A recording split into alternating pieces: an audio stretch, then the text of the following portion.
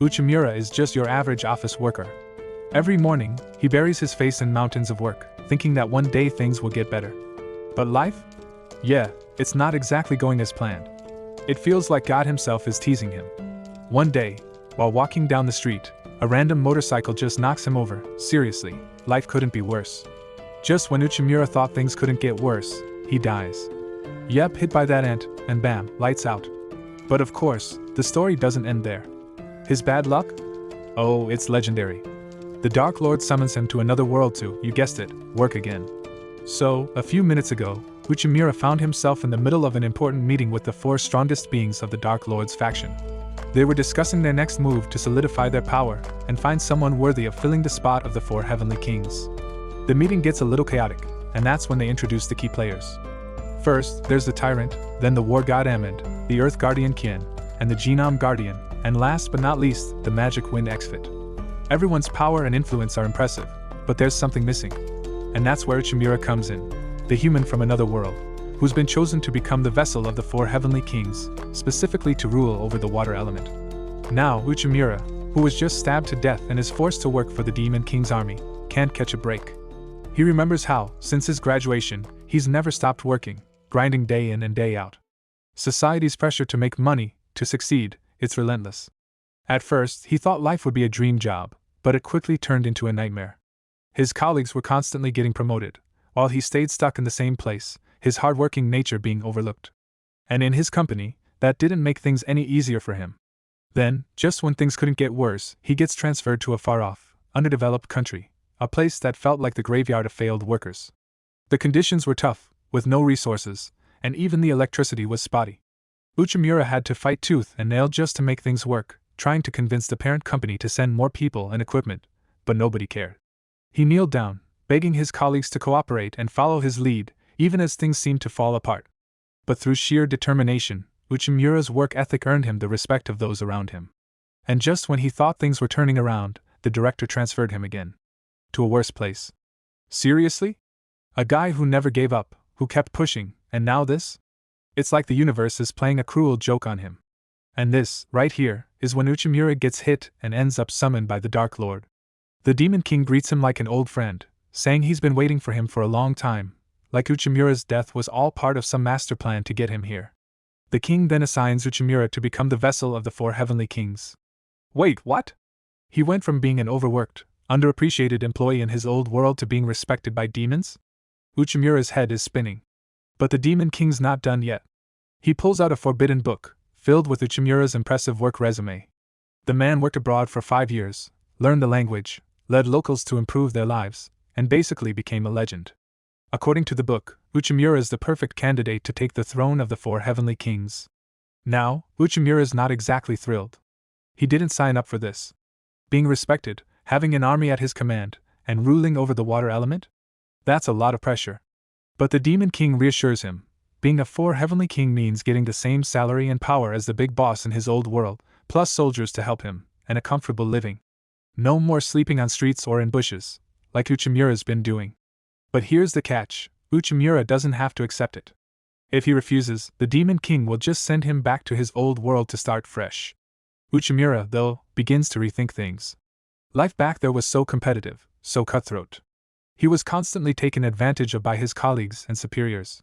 The Demon King's offer starts looking better, even though Uchimura's mind is still spinning. Maybe being underrated and underappreciated in this new world is better than getting crushed by the rat race back home. Uchimura? He's not the kind of guy who takes things lying down.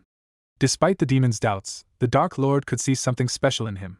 The way things were unfolding, it was clear, if Uchimura served the demon race, it was going to thrive.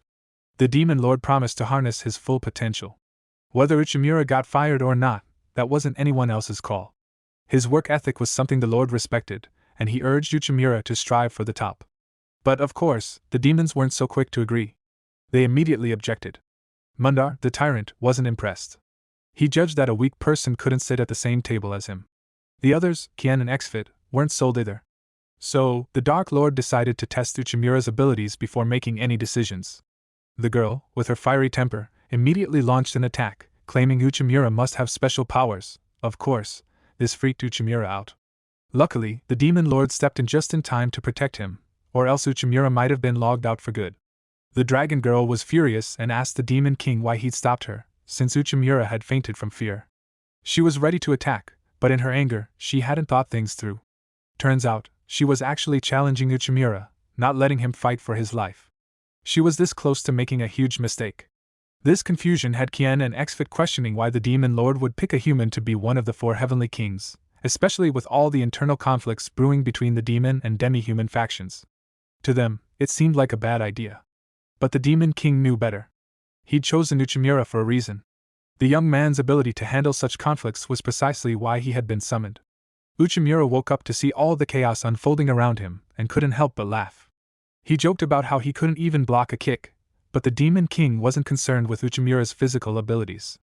No, what mattered was his mind, his ability to think strategically and solve problems. So the Dark Lord told him there would be a test. Their territory was about to merge with other regions, and with that would come a lot of conflicts. Uchimura's task? To work with the leaders of the tribes and smooth things over. The first challenge, Minoto Village. Mundar, still in charge of the mission, gave Uchimura the details. She wasn't exactly the best negotiator, and had a reputation for getting under people's skin.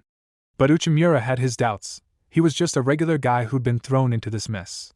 He was still just trying to get his head around the whole Demon King thing. As he stood in front of the massive Minoto clan chief, he felt the weight of the situation. The chief was enormous, like a buffalo, and Uchimura couldn't help but imagine the worst-case scenario, being killed in the blink of an eye. But there was a bit of hope. Ammon had some conscience, and tried to mediate by asking the chief, Sir Talos, if he was in the mood to talk. But the response? A flat-out refusal. This made the dragon girl furious, and soon, both sides were cursing at each other. Negotiation? Yeah, that was out the window. Uchimura stood there, helpless, watching as they bickered. It was pure chaos. He had never seen such a ridiculous scene in his life. The Minoto clan was initially interested in merging, but now things were a mess. Mander, the dragon girl, wasn't helping. She was cursing people out left and right, making the situation worse. It was a disaster. Uchimura realized that when demons negotiate, it's nothing like what he'd ever experienced. It was just all shouting and aggression. He could barely hear anything through the noise. Still, despite all the tension, Uchimura had to figure out a way to turn things around. Mander had passed him the responsibility, and if he failed, he could be fired, or worse. But the pressure was real. If he didn't succeed, it would be a huge blow to his already bruised ego. Uchimura thought back to his old job, to all the times he'd faced similar frustrations, dealing with people who seemed impossible to please. In his old world, his partner had refused to move forward with deals despite their initial interest.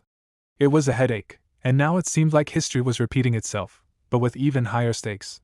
As the meeting dragged on, Ammon went off to inform the Demon King.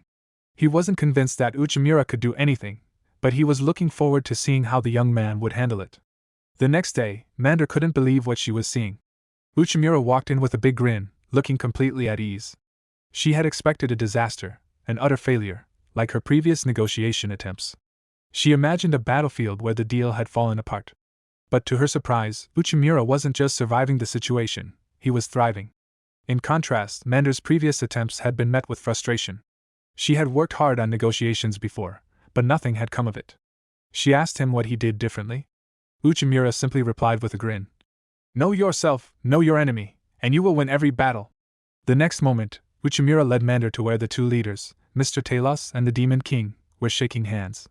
It turned out, Mr. Talos had always wanted to cooperate but needed to be reassured of the benefits. The misunderstanding stemmed from a difference in perception. Talos had just wanted the comfort of straw when he slept on the ground, a courtesy of the Minoto tribe to ensure their bodies weren't cold. But Mander, in her rush to fix things, had made the mistake of taking the straw from the people. That's when Uchimura stepped in. With his clear understanding of the situation, he helped both sides see eye to eye. Once the misunderstandings were cleared up, the two leaders were able to shake hands, and peace was restored. Mander, having learned her lesson, realized she hadn't understood the other party's point of view, and that had led to her earlier mistakes. The Demon King, pleased with Uchimura's efforts, praised him and expressed gratitude for his role in resolving the issue. He emphasized that this was the kind of diplomatic skill the Demon clan needed, especially in times of conflict. From now on, Uchimura would be an official member of the 4 Heavenly Kings, honored with a noble bracelet symbolizing his new status. This gave him the freedom to act as he saw fit, without fear of being stopped by anyone. As the ceremony began, Mander finally saw the recognition that had eluded her for so long. She had worked tirelessly, but it was Uchimura's wisdom and unique approach that earned him the recognition of the Demon King. Mander's respect for him grew, and she even shyly reached out to touch his bracelet, a gesture of affection and acknowledgement. Uchimura, still in awe of his new position, couldn't help but laugh. He had gone from being an overworked office worker to a respected figure in the Demon King's army. With his abilities to solve complex problems and bring people together, Uchimura was now at the forefront of the Demon Clan's future. Together, with Mander and the others, they would build a stronger and more unified Demon Clan, just as the Demon King had hoped.